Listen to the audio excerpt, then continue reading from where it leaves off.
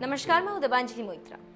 पूरी दुनिया पर इस समय ग्लोबल वार्मिंग का खतरा मंडरा रहा है और इसके पीछे ग्रीन हाउस गैसों की बड़ी भूमिका है। आज विश्व के सामने ग्लोबल वार्मिंग एक बड़ी चुनौती बन चुकी है।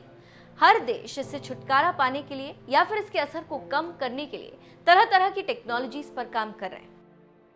लेकिन ये इतना छोटा काम तो है नहीं जिसमें सफलता जल्दी मिल जाए। बता दें कि ग्लोबल वार्मिंग को कम करने के लिए कई कंपनियां ऐसी टेक्नोलॉजी इजाद कर रही हैं जिससे संकट को टाला जा सके। इस पर दुनिया के सबसे बड़े प्लांट काम शुरू करने को तैयार, जो हवा से कार्बन डाइऑक्साइड लेकर अंडरग्राउंड डिपॉजिट कर देता है। जी, आपने बिल्कुल सही सुना। हवा में मौजूद कार्बन डाइऑक्साइड खींचकर अंडरग्राउंड डिपॉजिट कर दिया जाएगा, जिसके बाद हवा की शुद्धता बरकरार रहेगी।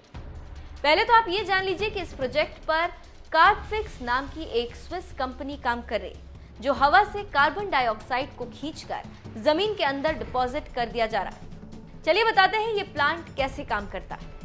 8 कंटेनर में हाईटेक फिल्टर और फैन लगा हुआ है। ये हवा में फैली जहरीली गैस को निकाल लेते हैं, ऑक्साइड को खींचकर जमीन के नीचे डाल देते हैं। ये गैस 2 से 3 साल में ही सख्त चट्टान में बदल जाती है। हर साल 4000 टन गैस हवा से निकाला जा रहा है। इतना उत्सर्जन हर साल 790 गाड़ियां करती हैं। पिछले साल वैश्विक कार्बन उत्सर्जन 31.5 अरब टन था।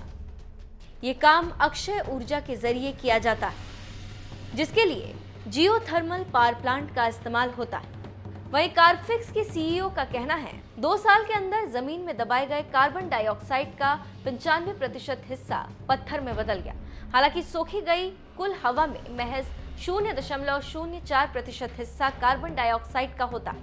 इसीलिए इसे सोखने और संग्रहित करने की प्रक्रिया काफी जटिल होती। इसमें काफी ज्यादा ऊर्जा भी लगती। आइसलैंड में भूतापीय ऊर्जा सस्ती है, इसीलिए यहाँ इस प्रक्रिया को अपनाया जा सकता। चलते चलते आपको बताते चले कि एक रिसर्च में कहा गया है कि अगर व्यक्ति सिर्फ हफ्ते में 1 दिन अपनी गाड़ी को छोड़कर साइकिल चलाए तो बहुत हद तक हवा में खुल रहे कार्बन डाइऑक्साइड को कम किया जा सकता है।